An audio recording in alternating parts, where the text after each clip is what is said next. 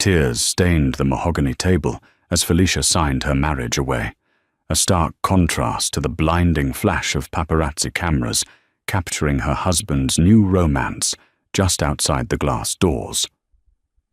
David had traded their 10 years of sacrifice for a 22-year-old runway model, leaving Felicia with nothing but a shattered heart and a single packed suitcase.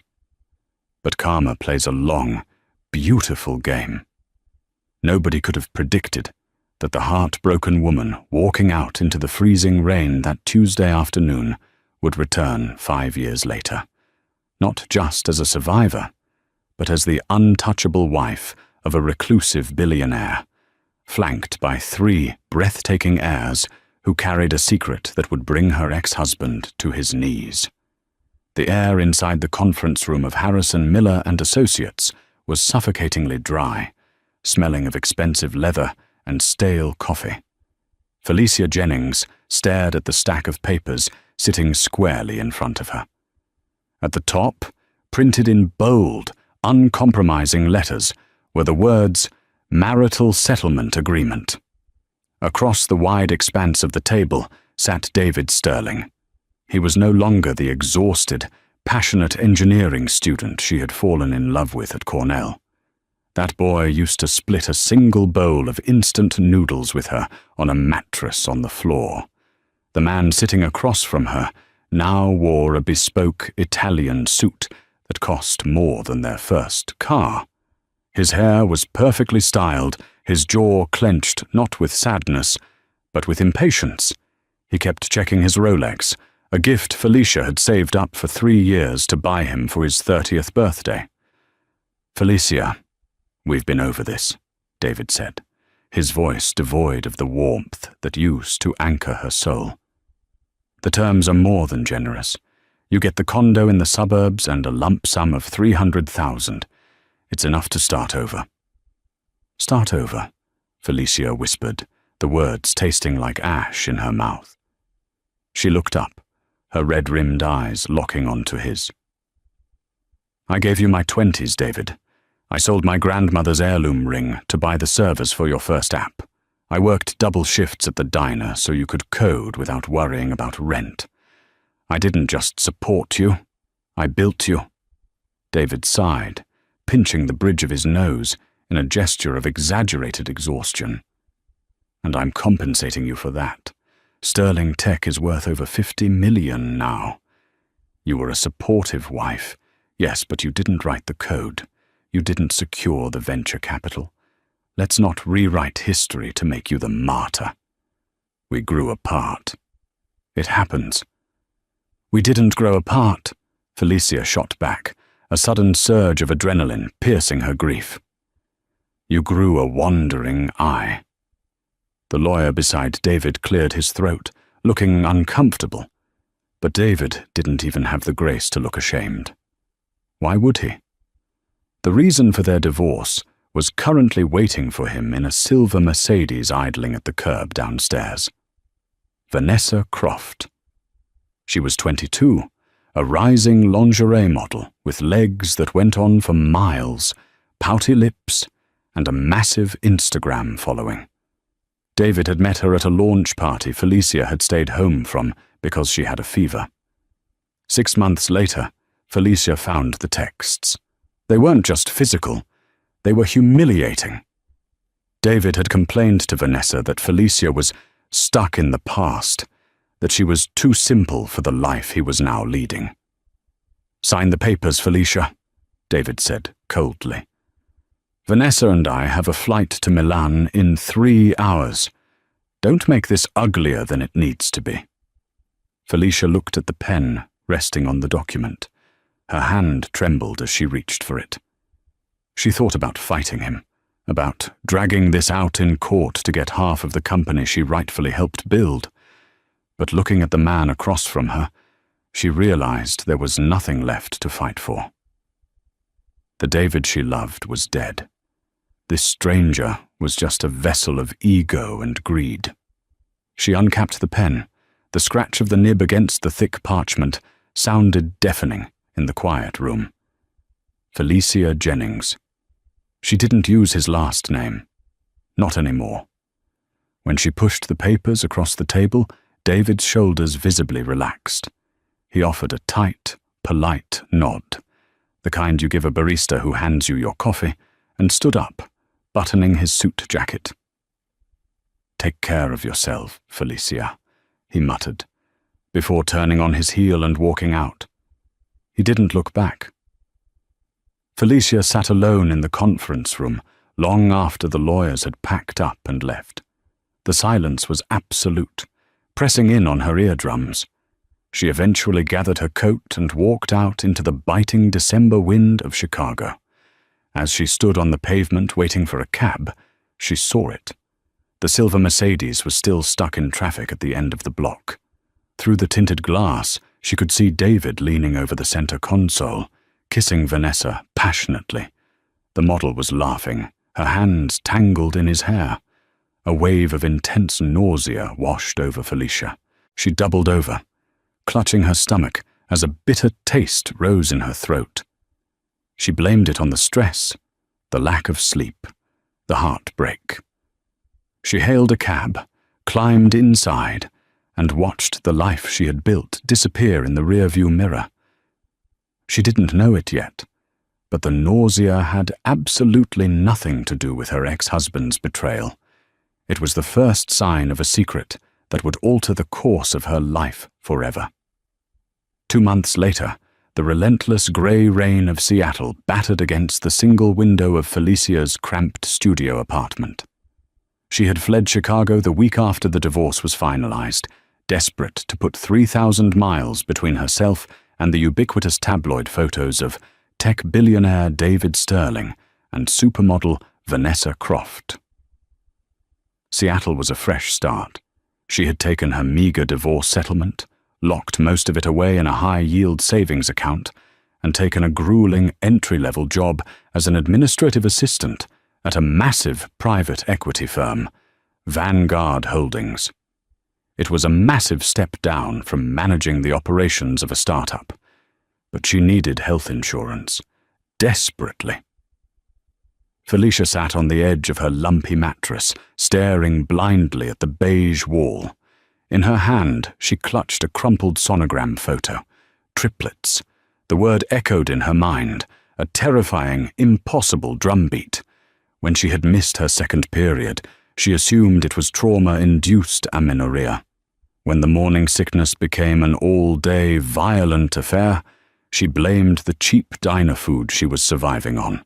Finally, she had gone to a free clinic, only to be referred to an OB/GYN specialist, Dr. Evans, due to her unusually high hormone levels.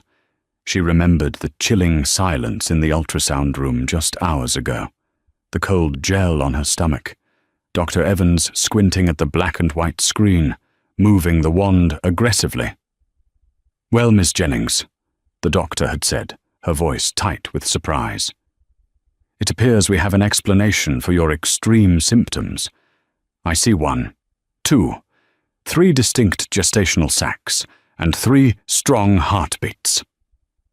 Felicia had passed out right there on the examination table. Now, sitting in the gloom of her apartment, the reality crashed down on her. She was carrying 3 babies, David's babies. The timing was undeniable.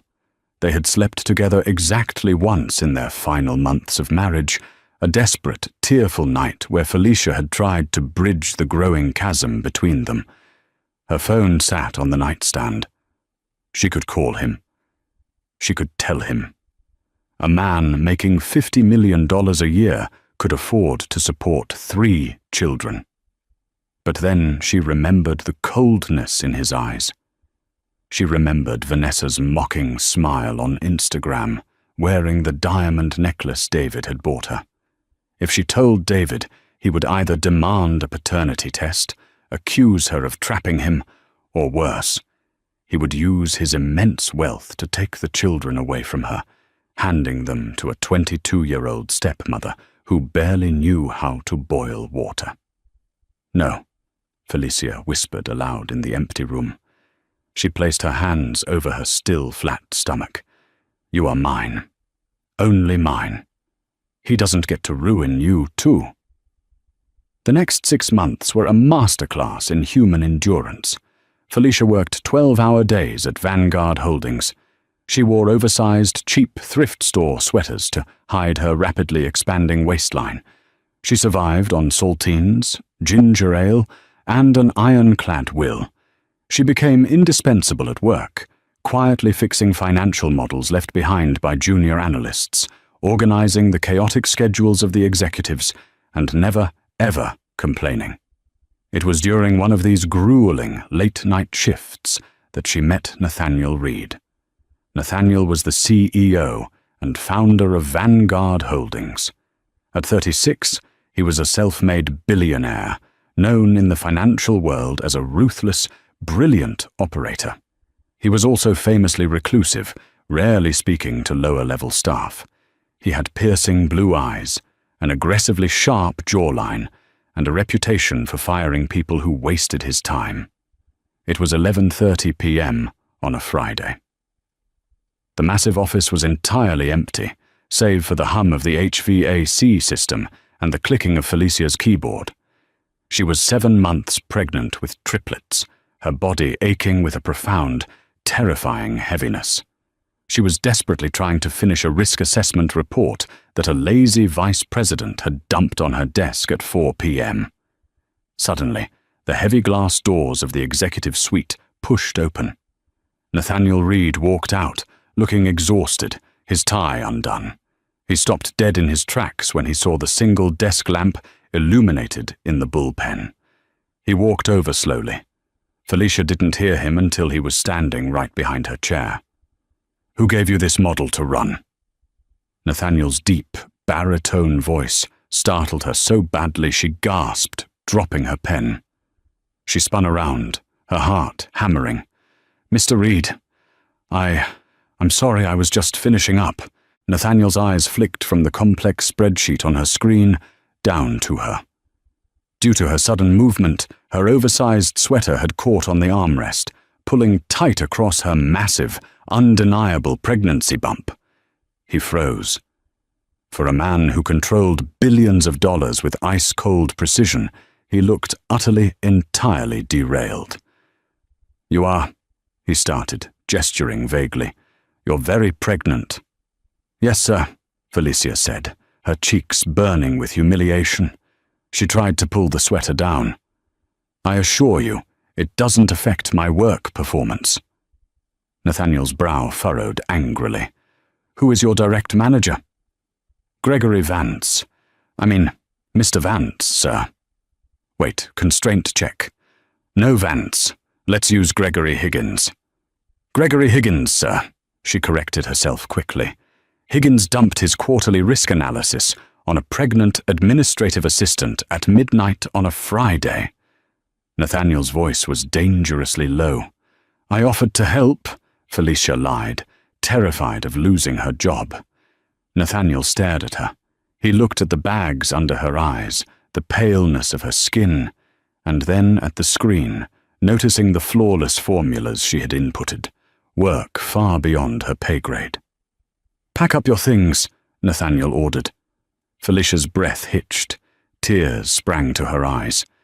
"Please, Mr. Reed, I need this job. I'm having triplets. I need the insurance. I'll work faster, I promise." "Stop," Nathaniel interrupted, his voice softening just a fraction. He pulled a chair over and sat down so he was eye level with her. "I'm not firing you. I'm telling you to go home because you look like you're going to collapse. And effective Monday, you no longer work for Higgins.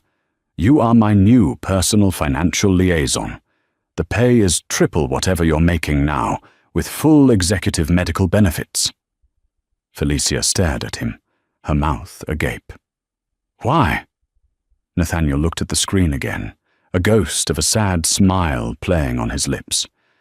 "Because I recognize someone who is fighting for their life. And Vanguard doesn't waste talent. Go home, Ms. Jennings." The promotion changed everything, but it came with its own set of intense pressures.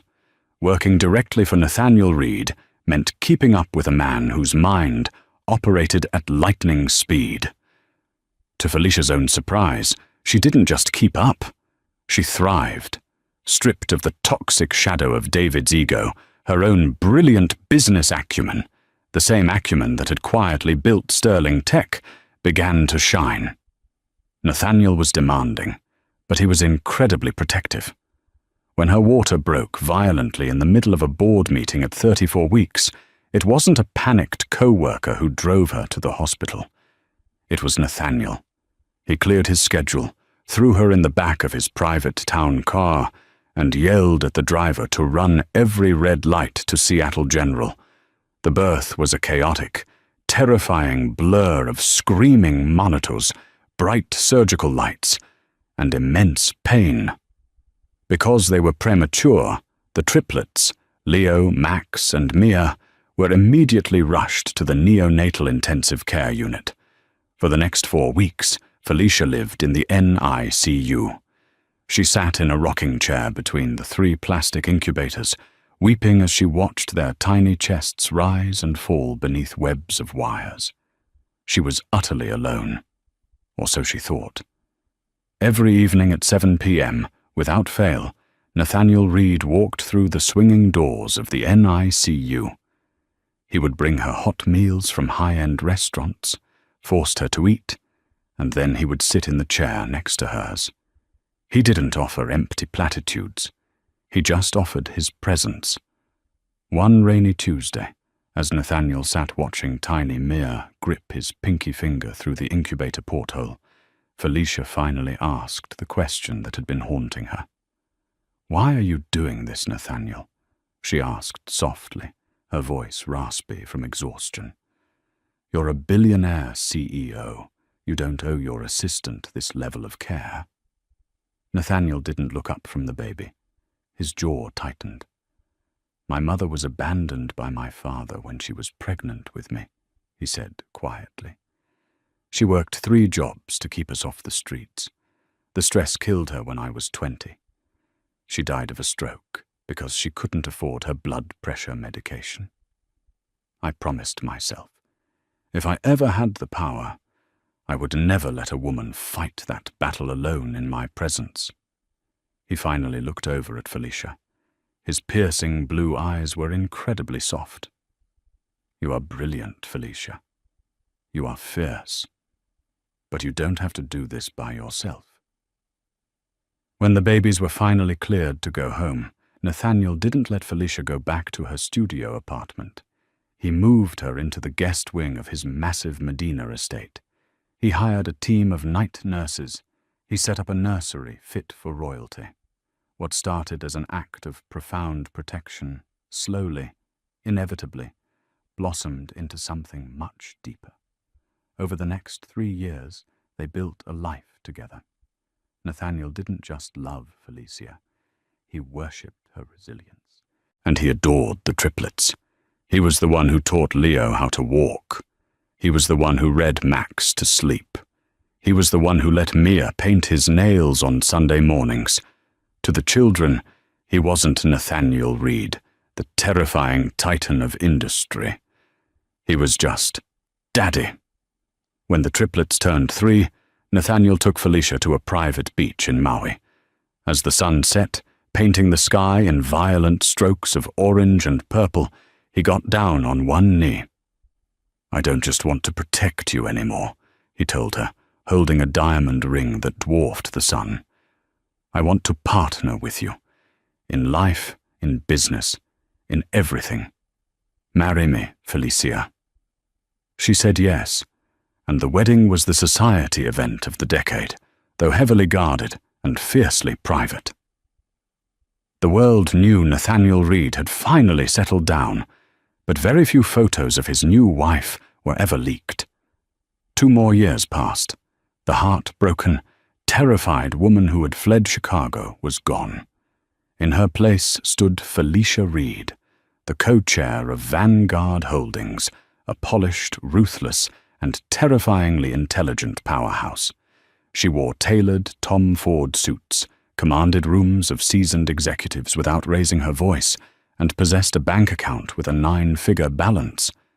It was on a crisp autumn morning, 5 years after the divorce, that the past finally came knocking. Felicia was sitting in her massive corner office overlooking the Seattle skyline when Nathaniel walked in. He didn't bother knocking. He had a thick dossier in his hands and a predatory smirk on his face. "You're going to want to see this," Nathaniel said, tossing the file onto her glass desk. Felicia opened it. The bold logo of Sterling Tech stared back at her. "They're bleeding out," Nathaniel explained, pouring himself a bourbon from her cart. David Sterling might be a decent coder, but he's a catastrophic CEO. He expanded too fast, alienated his core engineers, and blew millions on vanity projects to impress that model he married. His board is about to oust him, and they are desperately looking for a buyout to avoid bankruptcy. Felicia scanned the financial documents. It was a bloodbath. David had run the company she had sacrificed her youth to build straight into the ground. "Vanguard is looking for a tech acquisition this quarter," Nathaniel continued, walking over and leaning his hands on her desk. "We could buy Sterling Tech for pennies on the dollar, liquidate his assets, strip him of his shares." He paused, his eyes gleaming with dark anticipation. "But I wouldn't dream of doing it without you. I want you to lead the acquisition, Felicia. I want you to be the face he sees across the negotiation table."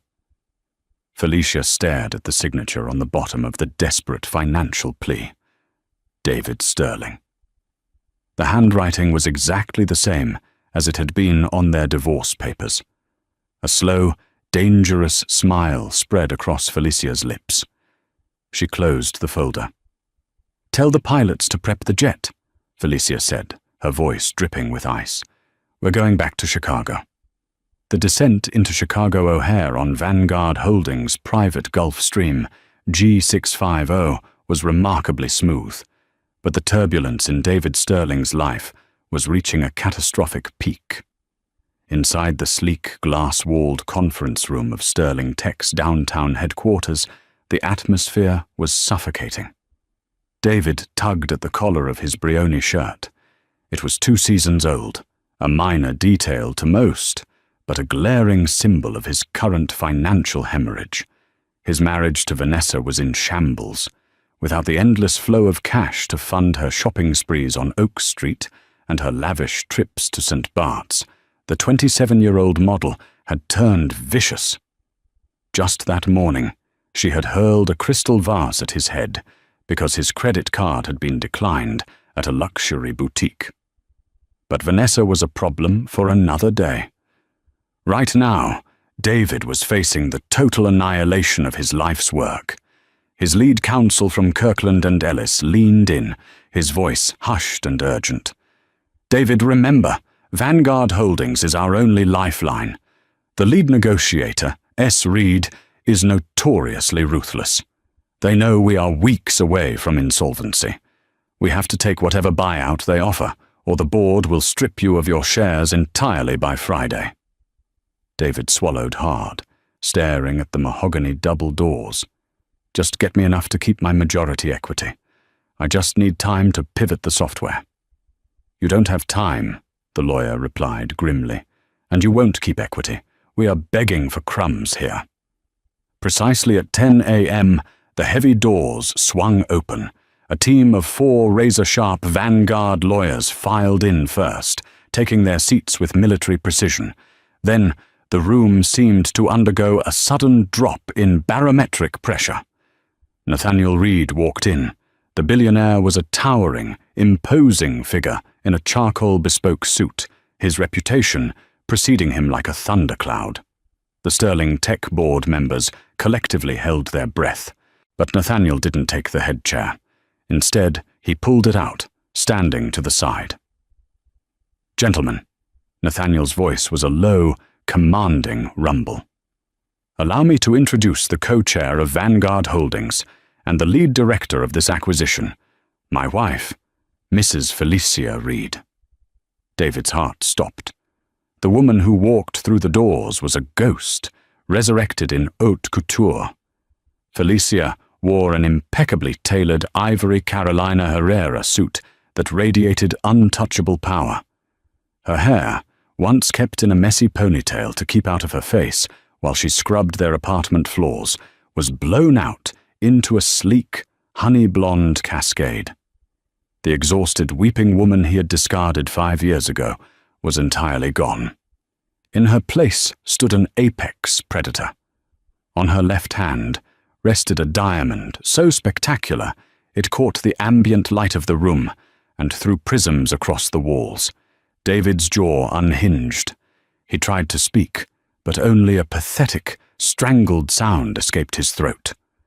Felicia didn't even blink. She walked to the head of the table, sat down, and folded her hands over the leather portfolio her assistant placed in front of her. She looked at David not with anger, but with the terrifying, clinical detachment of a scientist examining a dying bug. "Mr. Sterling," Felicia said, her voice smooth and chillingly calm, "let's not waste time with pleasantries. You don't have the runway for it." She opened the folder. "I have reviewed Sterling Tech's financials. The gross mismanagement over the last 4 years is staggering. You have squandered your R&D budget on vanity marketing, alienated your top developers, and leveraged your personal shares to cover private, exorbitant lifestyle debts." David's face flushed a deep, ugly crimson. "Felicia, what is this? How did you— Address me as Mrs. Reed, or we conclude this meeting right now and let your creditors dismantle you by Monday," Felicia interrupted, her tone dropping 10 degrees. The Kirkland and Ellis lawyer kicked David under the table. David clamped his mouth shut, his hands shaking violently. "Vanguard is prepared to acquire Sterling Tech," Felicia continued, sliding a crisp, single sheet of paper across the massive table. "These are the terms." David pulled the paper toward him. His eyes scanned the numbers, and the remaining color drained from his face. Vanguard acquisition terms.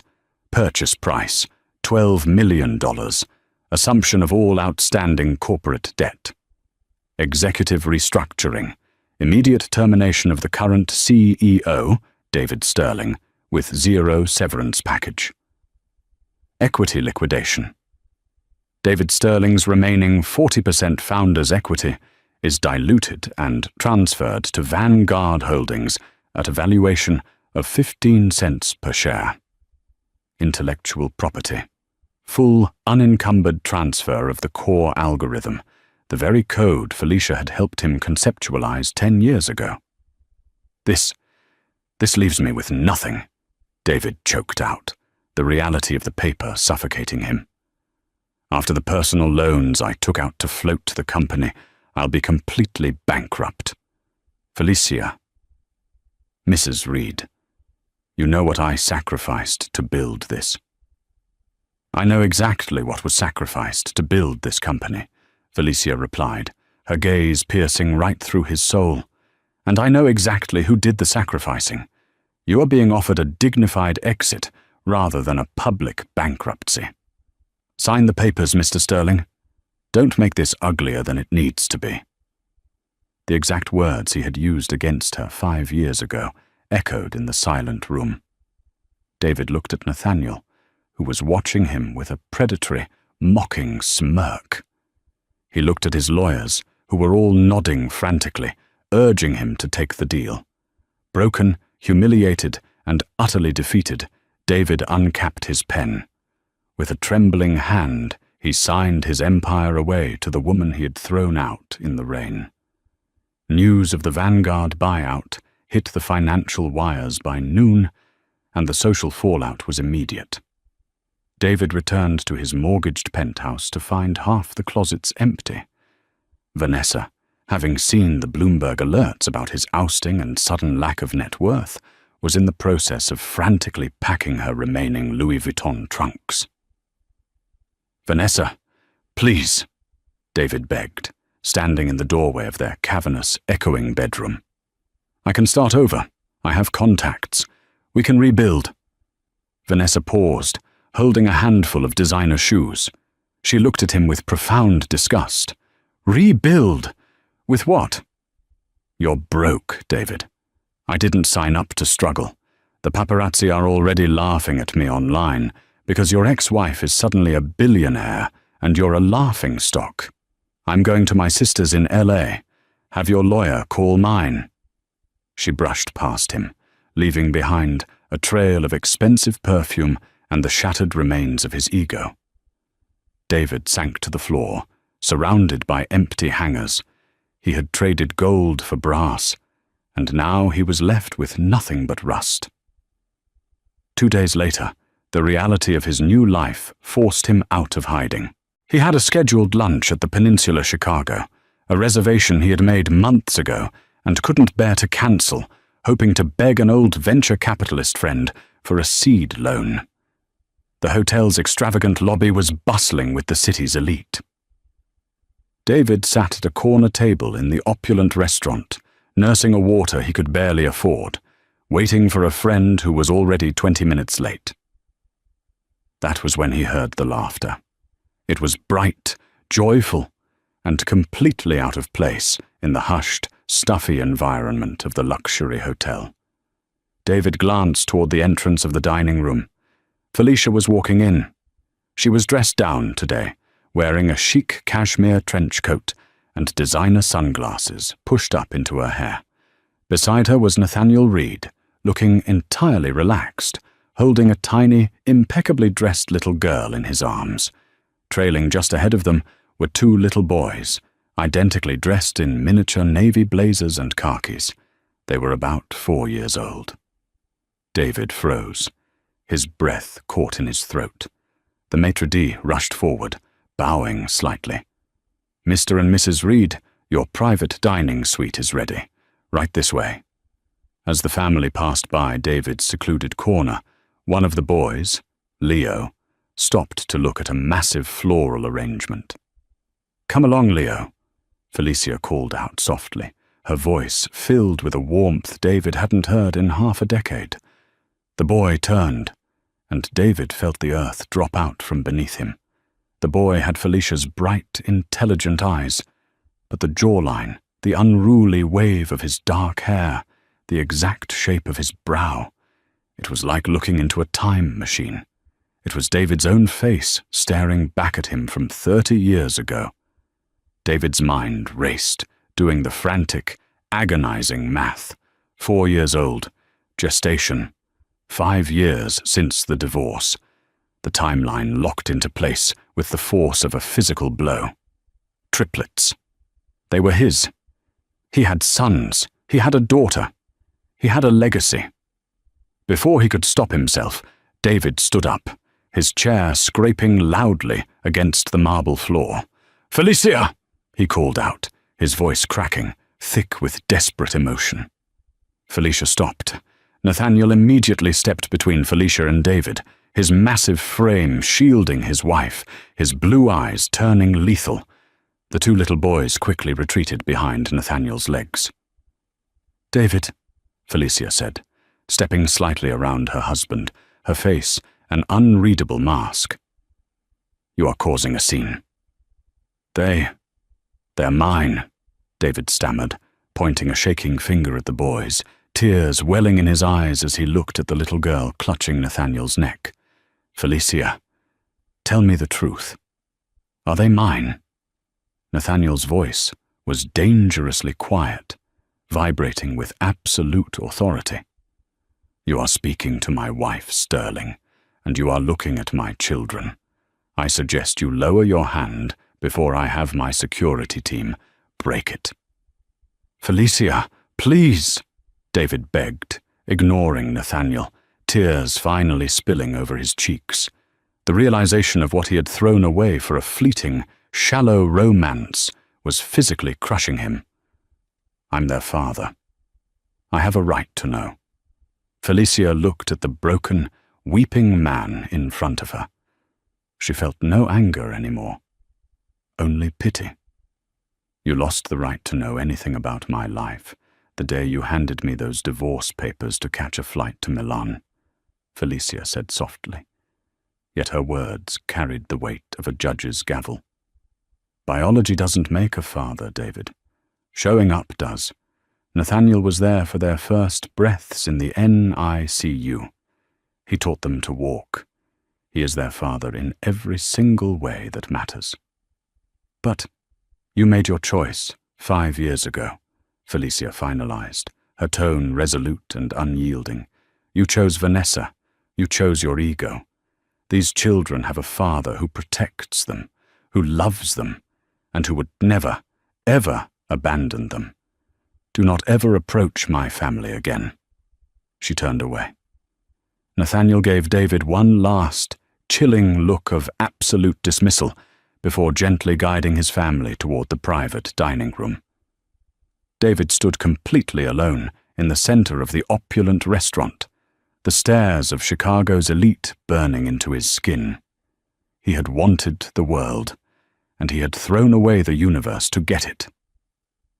Now, as he watched his children disappear behind the velvet curtains with another man, he finally understood the true cost of his betrayal.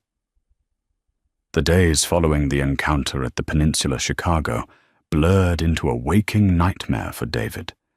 The image of his children, 3 living, breathing manifestations of his own flesh and blood, calling another man Daddy, was a poison that seeped into his every waking thought. He couldn't sleep. He couldn't eat.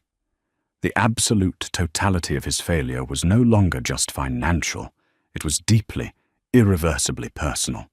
Desperation drove him to make the worst tactical error of his life. He decided to fight Nathaniel Reed. Scraping together the last of a high-interest personal loan, David hired Arthur Pendleton, a notoriously aggressive family law attorney based in the Loop. Pendleton was famous for brutal, protracted custody battles among Chicago's elite. He smelled blood in the water and eagerly took David's retainer, promising that biology would ultimately triumph over Felicia's billionaire safety net. We file a petition to establish paternity in Cook County, Pendleton had declared in his mahogany-paneled office, exuding a false confidence that David desperately wanted to believe. Once we force a DNA test, the court has to recognize your parental rights. Reed's money can't rewrite basic biology, David. We will get you visitation. 2 weeks later, the motion was filed. The response from Vanguard Holdings was not merely a legal defense, it was a localized nuclear strike. Felicia and Nathaniel didn't even bother to fly back to Chicago. Instead, they dispatched a team of 10 litigators from Skadden, Arps, Slate, Mega, and Flom, led by a terrifyingly calm senior partner named Catherine Pierce. The hearing took place in a closed, sealed courtroom to prevent the tabloids from turning the Reeds' private life into a circus. David sat at the petitioner's table, his hands sweating profusely. He looked exhausted, wearing a suit that was beginning to hang loosely on his rapidly thinning frame. Across the aisle, Catherine Pierce stood up, adjusting her glasses with the chilling precision of an executioner. "Your Honor," Pierce began, her voice echoing in the quiet courtroom. "This petition is not only frivolous, it is a profound waste of this court's time, and a textbook example of targeted harassment against my clients, Mr. and Mrs. Reed." Pendleton scoffed. "My client is the biological father. He has an undeniable constitutional right to a paternity test." Pierce didn't even look at Pendleton. She handed a thick, bound folder to the bailiff, who passed it to the judge. "Your Honor, you will find the birth certificates of Leo, Max, and Mia Reed in Exhibit A. You will note that the father is listed as unknown. My client, Mrs. Reed, was a legally single woman at the time of their birth, having been abruptly divorced by the petitioner months prior to discovering her pregnancy." David felt a cold sweat break out on his neck. "Furthermore," Pierce continued smoothly, "Exhibit B contains the finalized, unsealable adoption decrees from the state of Washington. 3 years ago, Mr. Nathaniel Reed formally and legally adopted all 3 children. In the eyes of the law, the federal government, and the children themselves, Nathaniel Reed is their father. Mr. Sterling has absolutely zero legal standing to request a paternity test for children who already have a legally recognized, providing, and deeply involved father. The judge, a no-nonsense woman with 30 years on the bench, flipped through the documents. She looked over her glasses at David, her expression one of profound distaste. "Mr. Pendleton," the judge said, her voice dripping with irritation. "Did you not bother to check the adoption registry in Washington before filing this absurd motion?" The rights of any potential biological father were permanently extinguished the moment the adoption was finalized, especially given that your client made zero effort to establish paternity or support in the years prior. "Your Honor, my client didn't know," Pendleton protested, though his voice had lost its bluster. "Ignorance is not a legal shield against abandonment," the judge snapped. "Mr. Sterling divorced his pregnant wife and left her to fend for herself. Another man stepped up, provided for them, and legally claimed them as his own. The law protects the stability of the family unit, not the belated regrets of an absent biological contributor. Case dismissed with prejudice. And Mr. Pendleton, if you bring my court another stunt like this, I will personally see you sanctioned." The gavel fell. The sound echoed in David's ears like a gunshot. It was over. Legally, practically, and eternally. He would never hold them. He would never hear them call him Dad. He was nothing but a ghost they would never have to know. The legal defeat was the final domino. The remaining structure of David's life collapsed with terrifying speed. Vanessa's divorce proceedings were swift and merciless. Her lawyers argued that she had been defrauded by David's misrepresentation of his wealth. Because David had signed away his company for pennies to cover corporate debt, there was no massive fortune to split. But Vanessa still managed to secure the remainder of his liquid assets and the forced sale of the penthouse to cover her emotional distress and legal fees. By the time the first snow of winter began to fall in Chicago, David Sterling was standing on the curb with 2 suitcases. The silver Mercedes was gone, repossessed. The bespoke Italian suits were sold to high-end consignment shops just to pay for a deposit on a new place.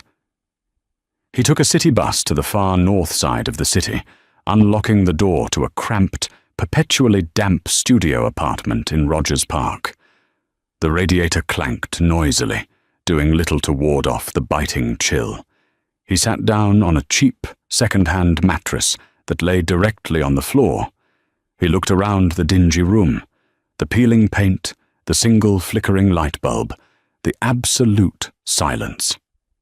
It was exactly like the apartment he and Felicia had shared a decade ago, back when they were eating instant noodles and dreaming of the future. Only this time, there was no beautiful, fiercely loyal woman sitting beside him, holding his hand, telling him that they were going to conquer the world together. He was entirely, agonizingly alone. He walked over to his cheap microwave, tearing the paper lid off a cup of instant ramen. The smell of the artificial sodium broth hit his nose, and for the first time since the day he handed Felicia those divorce papers, David fell to his knees on the linoleum floor and wept until he couldn't breathe. 3,000 miles away, the skyline of Seattle glittered under a crisp, starlit sky, oblivious to the ghosts of Chicago. The Vanguard Holdings corporate headquarters was ablaze with light, but the real epicenter of power that evening was the Seattle Art Museum, which had been entirely rented out and transformed into a fortress of modern wealth. It was the official launch gala for Vanguard's newest and most ambitious subsidiary, the Phoenix Initiative. When Vanguard had acquired the ashes of Sterling Tech, Nathaniel had originally planned to simply liquidate the intellectual property and sell the code for scraps to offset the minor acquisition cost. But Felicia had stepped in. She knew that code intimately.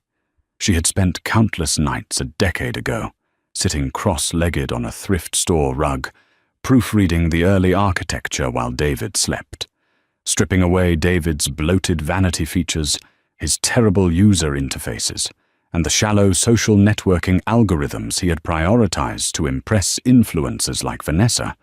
Felicia had worked directly with Vanguard's elite engineering team. Over 18 grueling months, she directed them to repurpose the core predictive algorithm. They didn't use it to match people with luxury brands. Under Felicia's ruthless, brilliant direction, they pivoted the technology entirely into the healthcare sector. She oversaw the creation of a massive, dynamic predictive model designed to help rural hospitals anticipate supply chain shortages, manage blood bank logistics, and predict patient triage needs during catastrophic weather events. Within 6 months of beta testing, the Phoenix Initiative had secured $500 million in federal and state healthcare contracts. It was a staggering, monumental victory that redefined Vanguard's tech portfolio, and Felicia Reed was the undisputed architect of it all. Inside the museum's grand foyer, beneath towering glass sculptures that caught the ambient light, a string quartet played Vivaldi over the hum of the city's elite. Tech moguls, senators, and venture capitalists clinked crystal glasses of Dom Perignon, their eyes constantly drifting toward the center of the room. Felicia stood radiant in an emerald-green Oscar de la Renta gown, the heavy silk pooling elegantly around her silver-heeled feet. She held a glass of sparkling water, holding court with the governor of Washington and 2 ranking senators. She was no longer just the wife of a billionaire. She had cemented herself as a titan of industry in her own right. "I have to admit, Mrs. Reed," the governor said, leaning in with a smile, "when Vanguard bought out that failing social app, Wall Street thought your husband was losing his touch. To turn a dying vanity project into a cornerstone of state healthcare logistics, it's nothing short of alchemy." "It wasn't alchemy, Governor," Felicia replied, her voice smooth, confident, and entirely devoid of arrogance. "It was simply a matter of stripping away the ego to find the utility. The foundation was always solid. It just needed someone who cared more about saving lives than securing VIP tables at nightclubs." A few feet away, Nathaniel stood engaged in a quiet conversation with a notoriously difficult hedge fund manager, but his piercing blue eyes never strayed far from his wife. The predatory, ice-cold billionaire softened the absolute moment he looked at her. He offered the fund manager a polite, dismissive nod and glided through the crowd, stepping up behind Felicia to wrap a strong, possessive arm around her waist.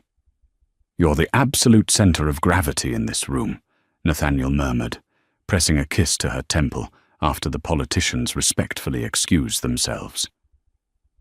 "Half these men are terrified of you, and the other half are trying to figure out how to poach you for their own boards." Felicia smiled, leaning back into his warmth, the heavy armor she wore for the world melting away in his presence. "I only work for the best, Nathaniel. They should be terrified. And besides, I like my co-chair too much to leave." "Mummy!" The elegant murmur of the gala was suddenly pierced by a bright, completely unpretentious shout. The crowd parted slightly as 3 tiny tornadoes in formal wear burst into the grand foyer.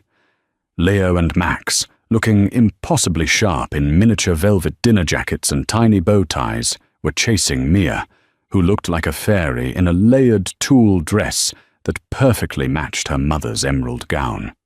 The Reeds' head night nanny trailed behind them, looking breathless and deeply apologetic.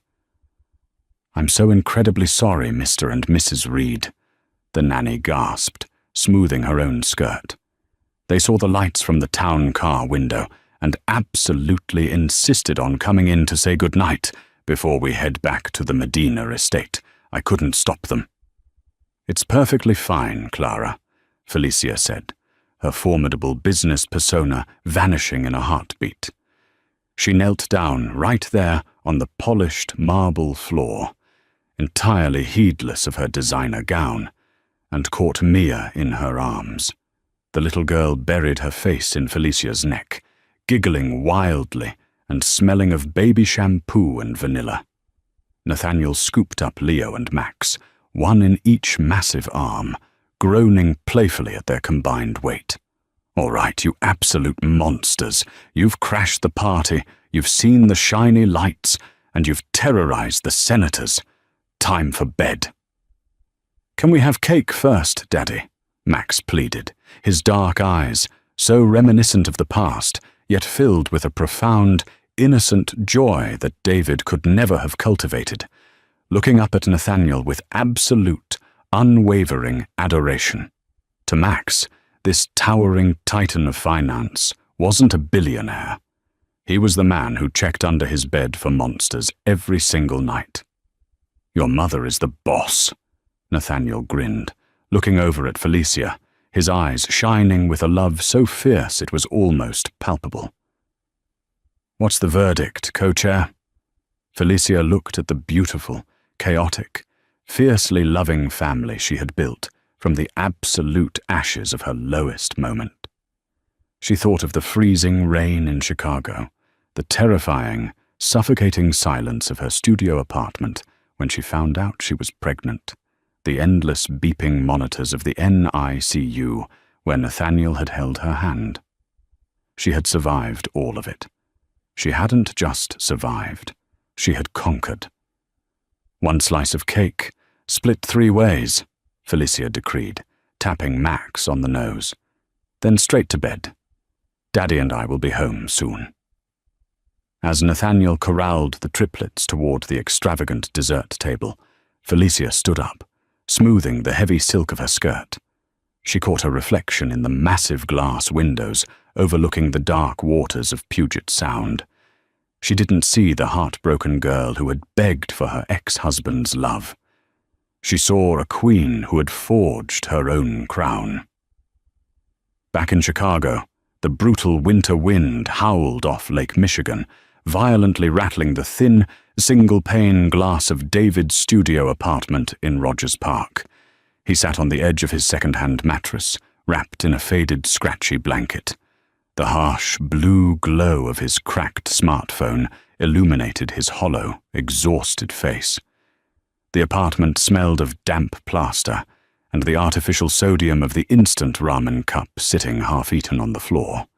He was scrolling through a financial news app, a masochistic habit he couldn't seem to break, endlessly torturing himself with the ghost of the world he used to belong to.